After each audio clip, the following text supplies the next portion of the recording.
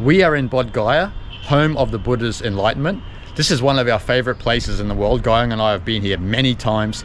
As you can see behind Gayang's head, that's the Bodh Temple right there, where the Bodhi tree is.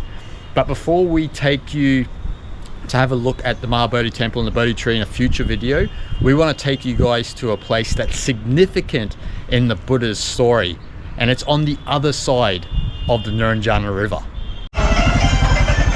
How much the Sujata Temple? Sujata Stupa? Sujata. Yeah, how much? How much? Sujata Temple. Yes. Sujata God. I don't know how they call it. Yeah, across the river, Naranjana, across the Naranjana. 500. 500, okay. See ya. Okay, good. 300. No. One of the best modes of transportation in this dusty little town are these electric rickshaws. Yeah, they're not very fast, they're bumpy, but in Rajgir we use them, and in Bodh Gaya we're going to use them too. I mean, we could walk to where we're going, but it's a blistering hot day, so we're Saving some time too.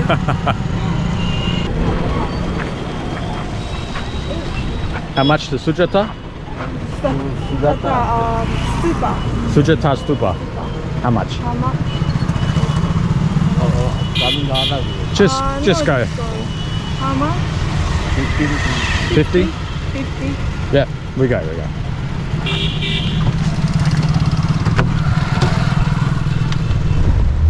So just like that. 50 rupees, and it's a kilometre, a couple of kilometres, I don't know. 3 kilometres. Oh, good value.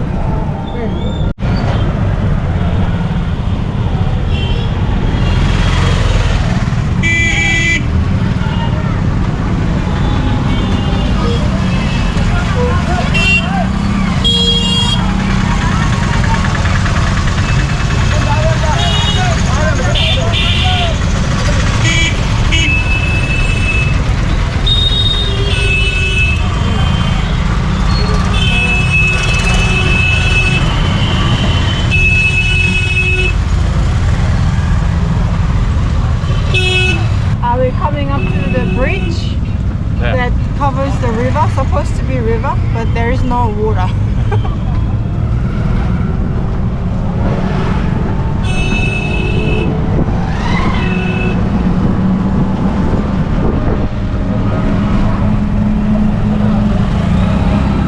This is the famous Naranjana River.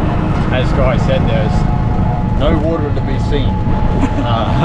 Hopefully in the monsoon time. In the monsoon time, but now in March, bone dry.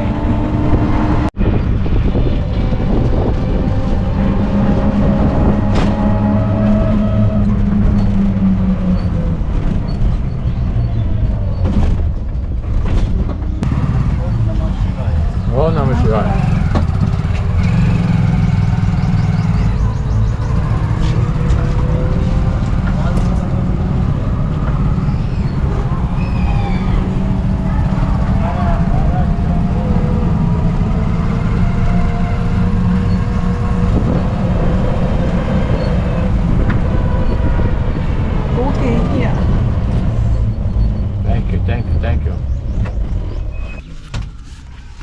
Thank you very much.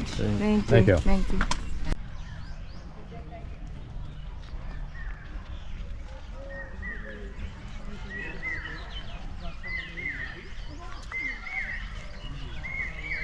Behind me is the Sujata Stupa. Now, why this is significant in the story of the Buddha is that when the Buddha was on a 6-year sadhana, he had depleted his body. He was just skull and bones. And he came to the banks of the Naranjana River, which you just saw us cross. And he was basically tapped out, and he came across a young girl called Sujata. And Sujata handed him a rice milk soup. And the Buddha ate that. And then he had enough energy to cross the Naranjana River, where he sat under the famous Bodhi tree and attained enlightenment and gave birth to the middle way, essentially, in taking that rice milky soup. And so that's why this is significant, and actually why Buddhists worship Sujata as well on this side of the river. And it's actually very peaceful on this side of the river, isn't it? Yes, it's just completely different. There's a big farmland around, and you can hear birds singing, and it's very peaceful and silent. If you guys remember London University, all of the same brickwork on this stupa, it was a hallmark of that period of time. And this actually is a pretty big stupa compared to some of the ones that you'll find in and around Bihar. And it used to be covered with the sandstone, the surface of this brick, but again, this is been built probably 5th to 6th century, or built by that time. So it's very long time ago. So the surface has been kind of destroyed and worn down a little bit. And what's strange is that this is not a big part of the Buddhist pilgrimage circuit. Like, you don't feel it that way anyway. You come across the river and there's not many people here. I mean, you saw that group of Indian tourists just before, but it's basically deserted in a small village across the river, and so it's a really peaceful place to come. And it's really interesting that there's an archaeology museum in town where we went the other day, and lots of artifacts have been found around this area as well. So definitely it was a significant place for a spiritual sadhana. Yeah. This location is apparently where Sujata lived, the village that she was living. So this is just to remember her and to celebrate her as well. So that's why they built this the stupa to remember her. And the actual tree, the banyan tree where she offered the Buddha the rice soup, is actually only like a kilometer, maybe less. Just a short walk from here where there is a temple they built around the tree. There where we can find that tree.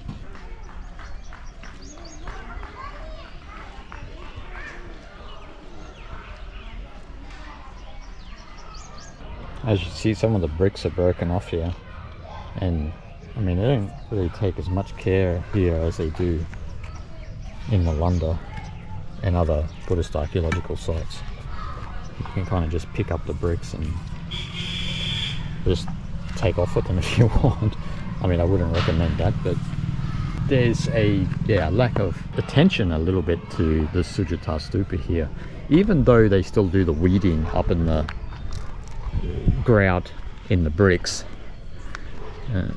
as you would find in other places like in Nalanda and Kushinagar and Sarnath and all of the great archaeological sites. Yeah, I see it's really big stupa, but I'm not so sure if this was original height or it's been higher before but it's been destroyed by Mughal Empire. So if anyone knows about it, please leave the comment below.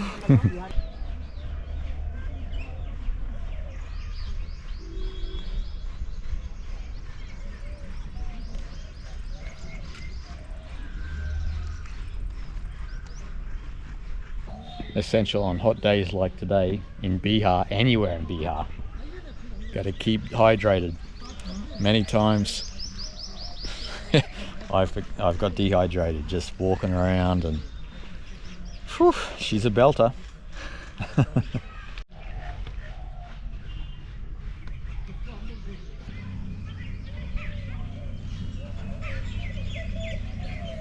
As you guys can see on this side of the town, look at all of the vegetables, the wheat, I mean everything. The cabbage behind there. Cabbage, yeah. Looks like the big leaf kale in that side. Wow. It's crazy. We were wondering where all the vegetables are coming from in town. From this side of town. Yes. But as you guys saw with the Nurunjana River, I don't quite know where a lot of the water's coming from, but it's definitely not coming from the river.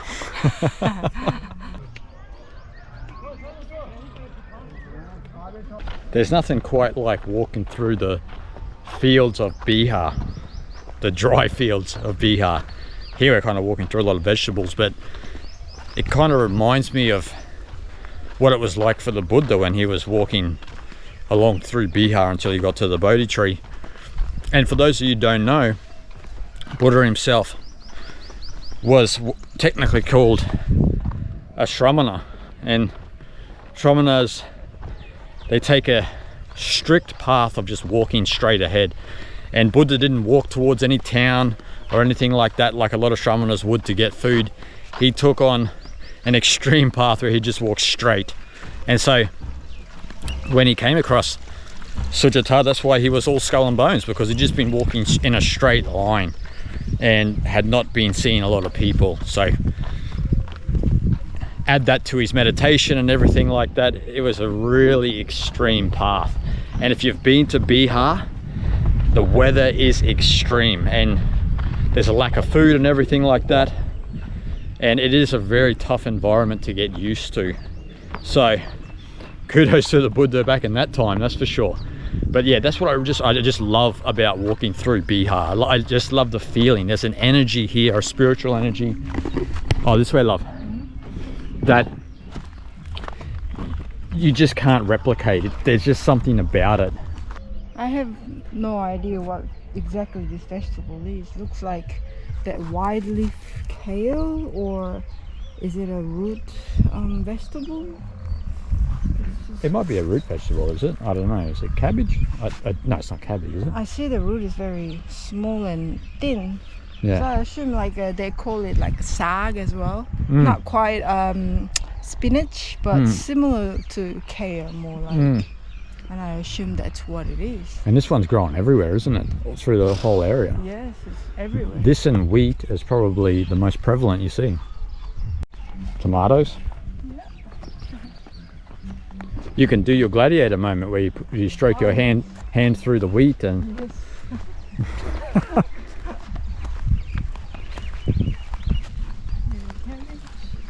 You look a little bit like Russell Crowe too. Oh no! Hey! Size of a bloody. He's a big man. Here's some cabbage, not harvested, kind of sporadic, a little bit over here. Yeah, I've been eating a lot of cabbage in town actually, so there's a ton of cabbage around. You know, well, cabbage is usually easy to grow. Hello.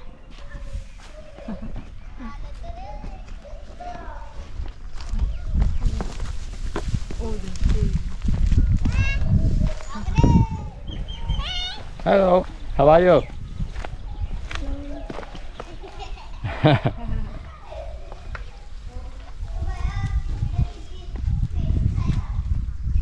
The village people are the best around here. I mean, all throughout India. The kids, I mean, the innocence breaks your heart. What'd you do here, love? Did you go to the bathroom around here? What the hell's going on? I did all this poo over Yeah, here. you did all that. Jesus Christ, what have you been eating? Yeah, so this is cow poo. They make into patties and they dry them out. And once it's fully dried, it's really highly inflammable. So actually people use this to cook. And yeah, so it's pretty self-sustainable. Yeah. Yeah, it's again like using nature as a resource. It's very common in India and Africa, isn't it? Yes, yes, yes. That's why, again, out in the village, in the farm especially, you can see these sort of things a lot. Very common. I think she's making that up. I really do think she went to the toilet. On the way to the Sujata Temple, there's this Shiva temple, and we'll quickly go in and have a look, pay pranams, and then we'll head off to the Sujata Temple.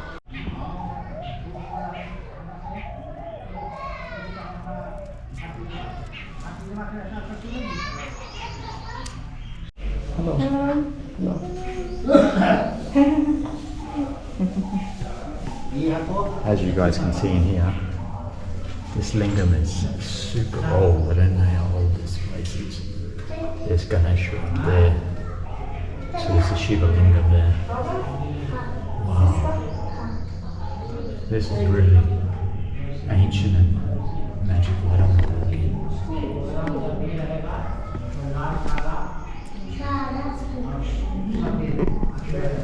One of my nicknames. Where is your school? There's a Buddha Educational Foundation. Yeah, so Pakpur. That's around here, the village. Yeah, Bodh Gaya. Brother, sister? No? Yeah, brother, sister? Yes. Yes. Nice to meet you. Very good.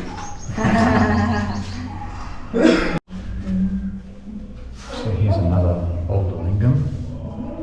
And you see Nandi there. Man, how old. So good. It's just ancient. Just chilling. Just a random Shiva temple in Bihar. Om Namah Shivaya. As you guys see, all the lingams here, the trident. And two Nandis looking in here. There's a Shiva. In here?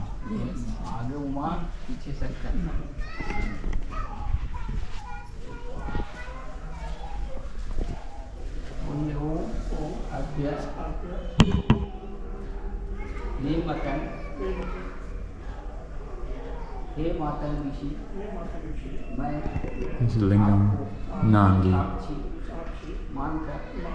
and Shiva up on the wall there. You can see in the back. Wow. And Ganapati. And there's actually a painting of Shiva on the wall, if you can see. You see this Shiva lingam here. Look at the size of the yoni. Huge. Wow. It's quite impressive for a small temple. Just random, absolutely random, in the farmland just outside of Bodh Gaya. So pretty crazy. Although it's a Shiva temple, the architecture is completely different from Tamil Nadu. The temples we see in Tamil Nadu. So it's much more like a Jagannath temple sort of style on top, which is very interesting. That's why I didn't think this was a Shiva temple, but it is. So I guess up north in Bihar, that's this kind of architecture was the style back then. Yeah. And also here we have a little turtam. It's one where you just walk down and take a bath. This has got some age about it. You see over here, the bricks are falling away. Man, it's quite something. So there's a road there up into the temple like that. Namaste, sir. Namaste, Ji. How are you? Me fine, and you? Very good. You from here? Yes, nice. Here. Very nice. This is the place of the Sujata Temple. Yes, yes. Some people come in. We have the group and help something for the handicaps for you. Ah, beautiful. Yeah. Nice to meet you, sir. Yes, nice to meet you. You have a good day. Yes, okay. Thank you.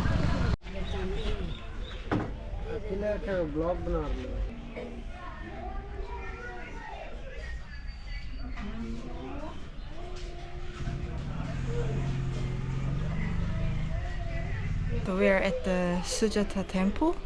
We are right in front of this banyan tree, very famous banyan tree. This is where Sujata offered Buddha the rice milk soup. And I don't think this is the original tree, but maybe the descendant of the tree, I think. Yes. But I think it is, as you see, it's quite small temple, but I think it still carries that the energy around the tree.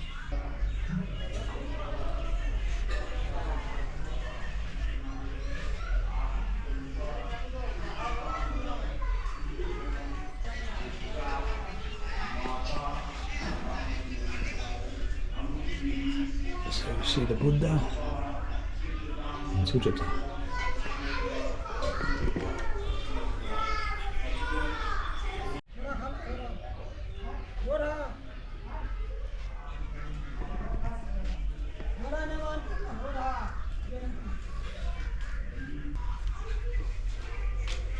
So you see here again, Sujata offering rice milk soup to the Buddha.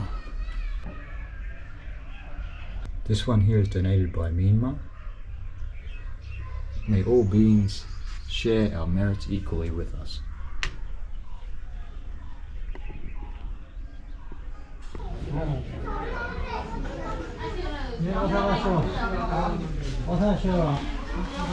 I'm Ricky Mo.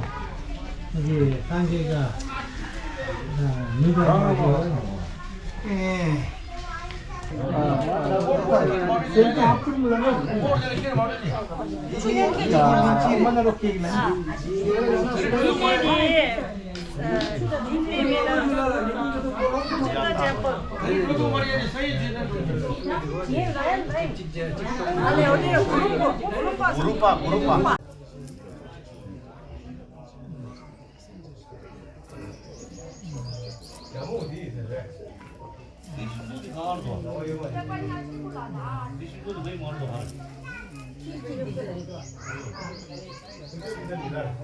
So we just had a big Tibetan group just come through just then, so we had the place to ourselves for about 20 minutes, something like that.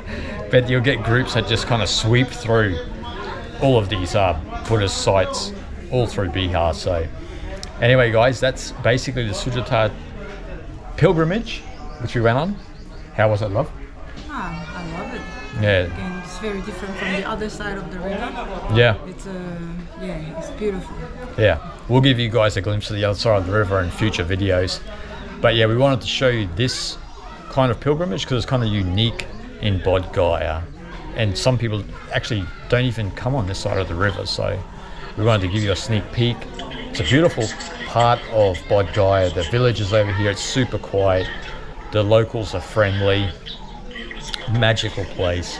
And the Sujata Temple and also Stupa are the highlight, that's for sure. So we hope you guys enjoyed, and we'll see you guys in the next vlog.